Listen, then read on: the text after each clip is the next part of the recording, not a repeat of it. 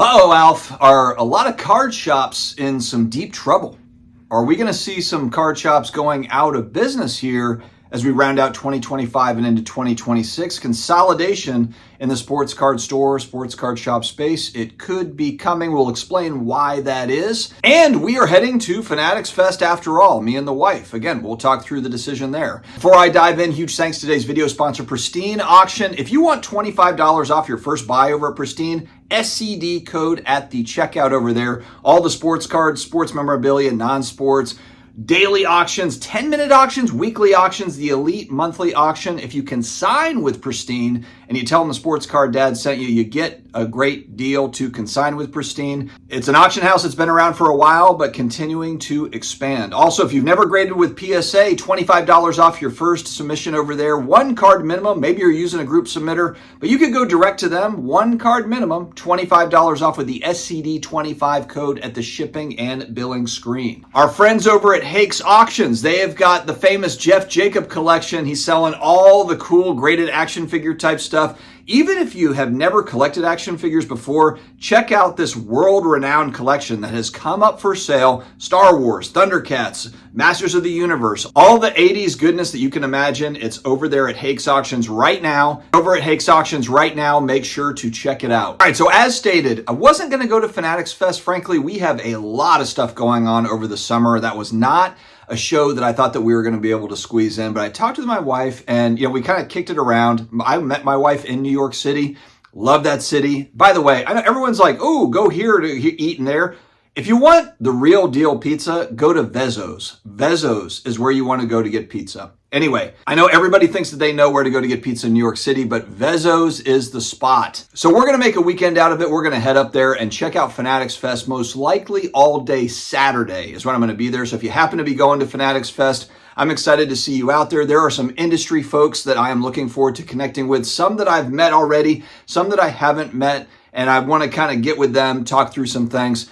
I don't know if I'm going to be able to meet with Michael Rubin directly while I'm at Fanatics Fest, but I will be at an event at the National this year where he will be in attendance. I just want 2 to 3 minutes of his time just to pick his brain on a couple of hobby topics that you probably guess what they are, and see what his thoughts are, see if there might be some compromise on a few things. Let me know in the comment section if you happen to be going to Fanatics Fest. All right, so Jeff Wilson did his weekly It's Jeff Wilson show. He was on with Teapot talking about the Topps conference, and the part that really caught my attention, I'll put a link to the whole video down in my video description, is they were talking about top store standards. And these are not brand new standards. They're not anything that anybody hasn't heard before, but it sounds like enforcement is a real thing. It's not just talk as far as making sure that the store is up to par, expanding, and also not even just that, but also taking a look at, all right, you're a store, but how else are you supporting the Fanatics brand, whether that be through Fanatics Collect or Fanatics Live in the breaking space.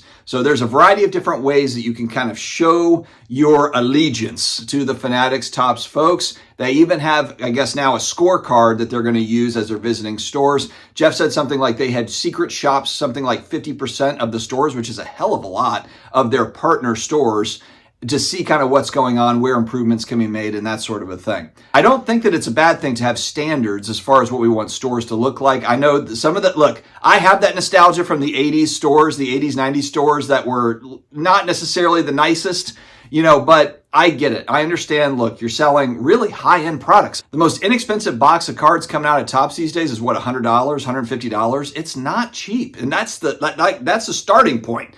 And then it goes up from there, of course, to the more expensive stuff. So it seems natural that they're going to demand that stores have a good upkeep and they're making sure that they're presenting the brand the way that they want. Now, a lot of stores I've heard too are like, hey, screw it. I don't need to do this. I don't need Topps. I think the stores that are really smart are ones that have a variety of different revenue streams. You see content that they're making money off of.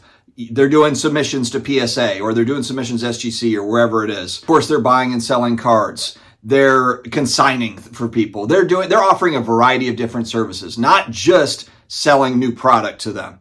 That's just one avenue of being able to make money at their store. And I think that's really the way to go. I think that you have to have a bunch of different things going. And if you have a lot of different plates spinning, if one of them falls off, you're not dead in the water. You've got options. I think Jeff said 55 partner stores. Topps had announced that 55 of their partner stores had been removed as a Topps partner, meaning they were no longer getting allocation. That's new. I mean, 55 is not a small number. I don't know what this is out of. Is that out of 1,000? Is that out of 10,000? But still, 55 is significant enough to me, even if it's 10,000, which I don't know if they have 10,000 direct accounts. Maybe they do. But if it's 1,000 direct accounts and 5.5% of them were removed, that's fairly significant to me. And so when you have a situation like this where you have a hot product like Topps does, everything's pretty much selling out, everybody wants more allocation. You see it all the time in the Pokemon space as well. What are you hearing from store owners? Oh man, I can't get enough from distro. There's not enough from distro.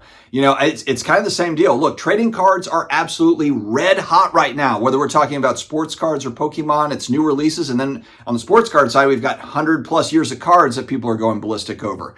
It is absolutely red hot. I think it's the hottest as far as participation that there ever has been in the sports card hobby, trading cards as a whole. It's unbelievable. But one thing that Jeff said here again is that they're not printing to scale. They're not printing to demand. So if you have a limited supply, they're not going to print to demand. They're not going to just continue to say, oh, okay, well, everybody wants more product, so we're just going to print more product. If they're not going to do that, then that is going to put the squeeze on folks that are looking for more product. It's going to be, what are you bringing to the table outside of, just breaking or just a card shop or just whatever. It's probably going to be that you have to be multifaceted to get more product, or else you're buying it on the secondary market and then having to resell it. And then also keep in mind that Topps is expanding globally.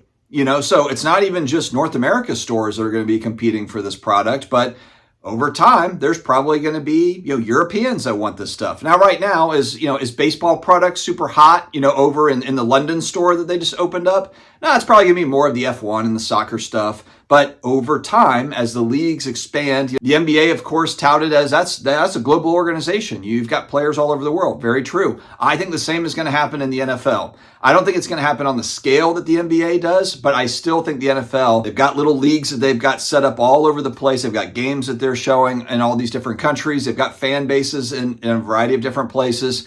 I think it's going to continue to expand, but again, it's just going to put pressure on that allocation.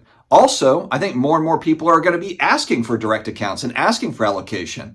I think more and more people are going to say, you know what? I'm going to open up a Cards HQ or something like that. There's huge money out there, and they might be thinking, well, hey, if I can get in and Michael Rubin and those guys will give me some good allocation, I'll open up a state-of-the-art card shop. It could very well be that there's a huge consolidation as far as the stores that are reliant on that allocation.